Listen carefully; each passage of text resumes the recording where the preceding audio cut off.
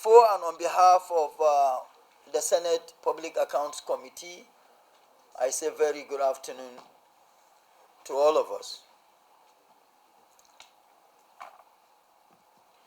Today marks the day that this committee has decided to draw a line going forward. Draw a line in the discharge of the responsibilities bestowed on this committee by the Quran and the Bible of Nigeria. That is the Constitution of the Federal Republic of Nigeria. Going forward from today, it is important for those of us that are here and the entire Nigerian public to know that quite a number of agencies that are significant and relevant to the project called Nigeria have been evasive and also have avoided appearance before this committee, either to respond to Auditor General's query or to respond on status inquiry.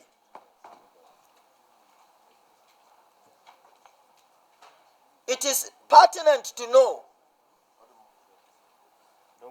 that nobody in Nigeria is above the law. We are all supposed to operate under the laws guiding our various engagements as citizens of Nigeria. If the President of the Federal Republic of Nigeria, President Bola Ahmed Tinubu, will set aside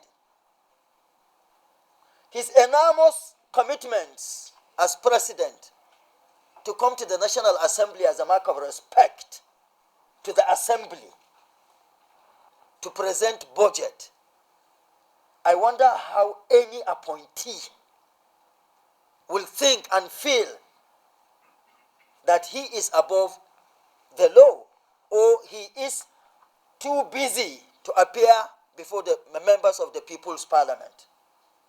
This is unacceptable, and from today, after this press briefing, whoever invitation is extended to, and he or she refuses to appear before this all-important committee, warrant of arrest will be issued, and we will call on the president to disengage that person because the person does not share in the dreams of Mr. President to and for making Nigeria a better place. Permit me to say that from inception of this committee to date,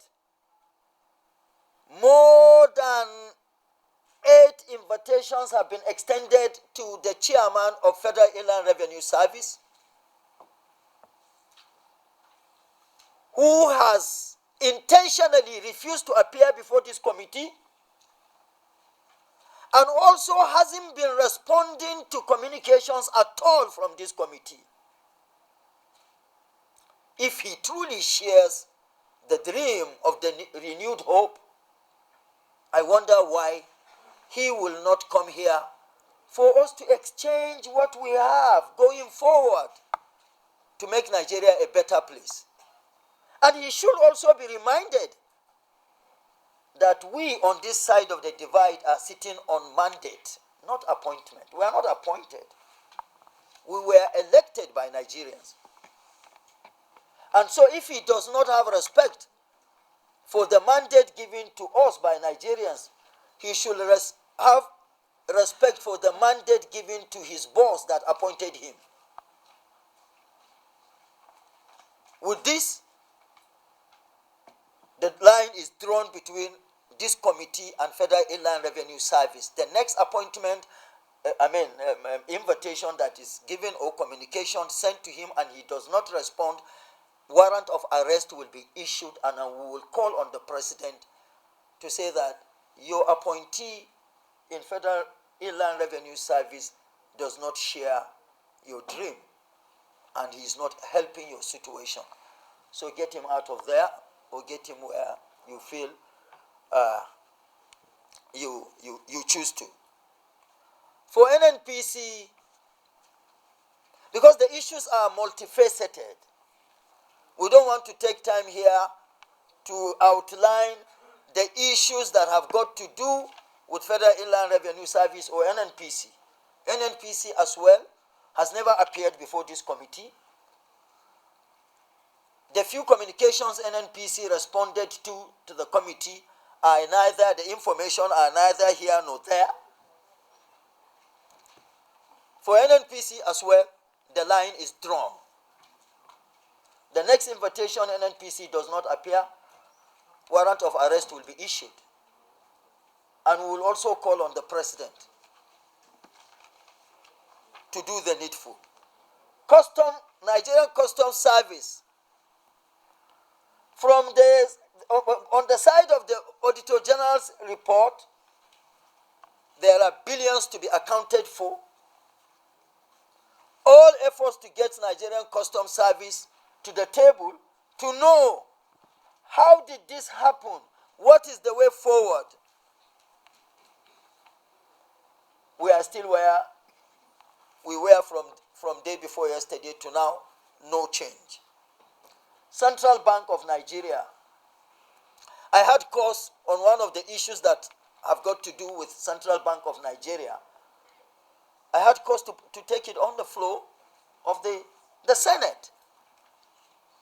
It is important for Nigerians to know, under the so-called West and Means, what happened under West and Means was Central Bank of Nigeria debited borrower and credited borrower.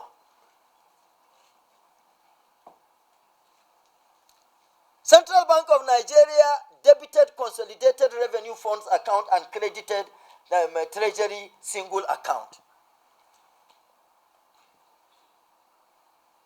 which amounted to over 30 trillion. Consolidated Revenue Funds account is government's account. And the TSA is also government's account. And in charging the interest, instead of the interest to be charged to Treasury bills account, they went again ahead to charge Consolidated Revenue Funds account, which now have amounted to over 6 trillion, because that that faulted document was securitized with the DMO, Debt Management Office. Communications or correspondences had happened between this committee, Central Bank Office of the Minister of Finance and Coordinating Minister of the Economy, Office of the Attorney General, of the Accountant General of the Federation.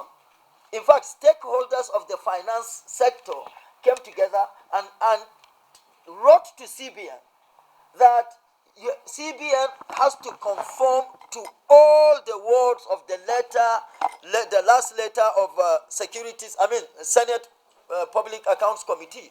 But nothing has still happened. Every day, every month, Central Bank still charges Consolidated Revenue Funds account with 650 billion naira. This, for us to interact, interface with Central Bank to know how and why hasn't been possible. Nigerian Communication Satellite Limited has been invited over 9 times now to answer to the queries of the Auditor General for the Federation. not a single appearance. Nigeria Police Force has never appeared before this committee, despite all communications, to just respond to queries that emanated from the Auditor General's report.